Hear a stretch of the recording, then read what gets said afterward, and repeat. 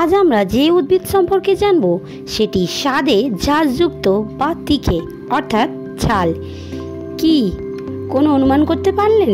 হ্যাঁ, আমি গোলমরিচের কথা বলছি। একে ইংরেজিতে বলে ব্ল্যাক পেপার।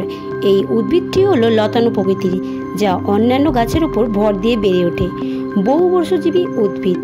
এর ফল দেখতে কাঁচা অবস্থায় সবুজ, পাকলে লাল ও শুকিয়ে যাওয়ার পর রং বদলে হয় কালো। এটি মশলা জাতীয় অর্থকারী ফসল।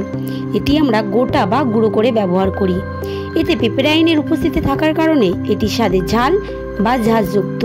তাই লঙ্কার পরিবর্তে আমরা এই গোলমরিচ ব্যবহার করি। শুধুই যে স্বাদ পরিবর্তন ঘটায় তা নয়, এটি ঔষধি গুণের জন্য সারা বিশ্বে পরিচিত। এতে থাকা পেপেরাইন ক্যান্সারের রোধে সক্ষম। এছাড়া কাশি, দাঁতের ব্যথা, মাড়ি থেকে রক্ত পড়া, ডায়রিয়া, বদহজম, গ্যাসের সমস্যায় খুব উপকারী। এতে আছে ভিটামিন, আয়রন ও ম্যাঙ্গানিজ।